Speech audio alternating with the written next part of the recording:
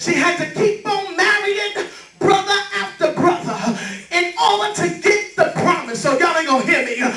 Now we see that Tamar, she laid with the brother Onan after the first husband died. She laid with Onan, but Onan didn't want her to receive the promise. Anybody in the house ever been around somebody that don't want you to go nowhere? Have you ever experienced somebody that wants you to stay right where you are? They'll do everything in their power to not see you grow.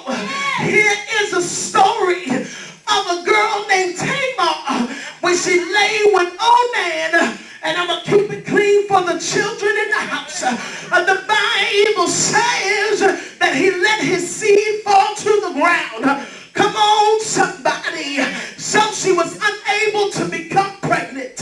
What I need you to realize that now in this time, if you were unable to bear a child, you were considered the lowest of the low. You were considered the lowest of the barrel. There was no need for you if you were unable to bear a child. So Judah told Tamar, listen, go back home to your parents, and when my baby son gets old enough to marry you, I'm going to send for you.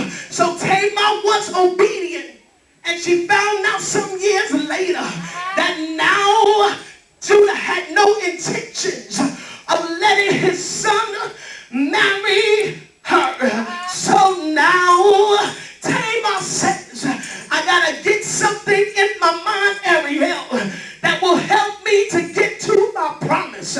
So the Bible says that Tamar, she adorned herself as a prostitute. Come on, somebody. And she went down by the gate. And when her father-in-law's wife died, he came down by the road and said, look at here what I see. Oh, y'all ain't gonna help me preach tonight. And she said, do you want to spend a little time with me? Come on, somebody. She was naughty by nature, but she still had a promise. So now Judah laid with her. Come on, somebody. And after he lay with her, she told him, listen here, I need you to leave some evidence. How much you gonna pay me? Come on, somebody. And he said, I'm gonna give you a goat. And she said, well, that ain't enough. She said, leave me your cane and leave me your seal. Come on, somebody. Leave me your papers and put them on the table. So he left all of his belongings, and when he got back to his house, he began to send the prize, the money that he was supposed to give. He got ready to send the goat that he had to give to the woman. But when they went down to the tap, she was nowhere to be found. And he said, if this gets out that this woman does not exist, then I'm going to look like a straight up fool. Come on, somebody. So now he said, listen, we just going to have to see who this woman is.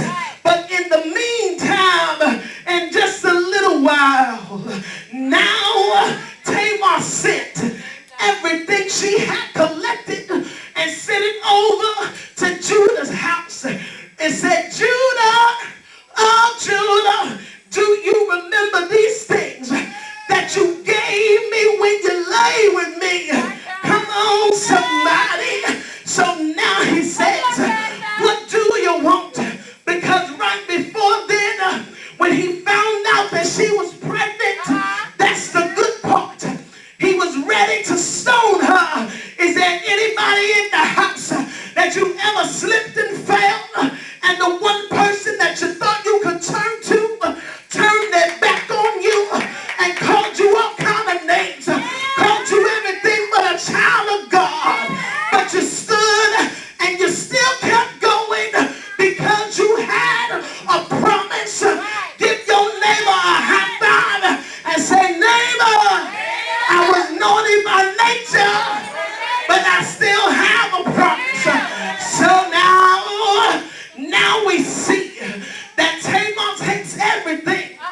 she shows it to Judah. And she says, are you sure that you want to stone me? Because I got your seal. You can keep the goat because I got your cane and I got your seal and I got your paper. So do you want to still stone me? And now Judah says, just give her everything she wants. I come to tell you tonight that there's a few of you in the house that you've been dealt some bad hands in your life, and you didn't know how you were going to make it. You didn't know how you were going to get through. But I come out tonight just to tell somebody that you might have been naughty by nature. Why? Because the Bible says that we all sin and come short of the glory of God. You might have been naughty. Why? Because the Bible says that we are sinners and are saved by grace. So every day is new mercies all over again. And the Bible says that there is something that will separate the natural from the spirit. Tell your neighbor, when God takes his super and puts it on my natural, there's something that takes place in the Holy Ghost, and I receive power just like on the day of Pentecost. Loose me out to let me preach. Now we come to a part where we get the power of the Lord, and now everything that I could not face before, I can look it right in the eye and tell the devil, you thought that I was out for the count. You thought I was down for the night. You thought it was over for me. But I come tonight to tell somebody that there is someone who sits high and he looks down low, and he's able to pull you out of whatever your situation may be. Tell your neighbor, I was naughty by nature, but I still have a promise.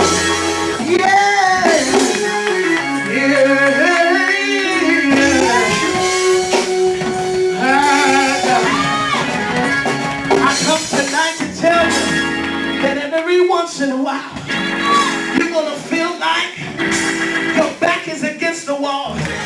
Even on a Pentecost, some of us are jumping and shouting, but some of us are hurting on the inside. And what I love about the day of Pentecost is that everybody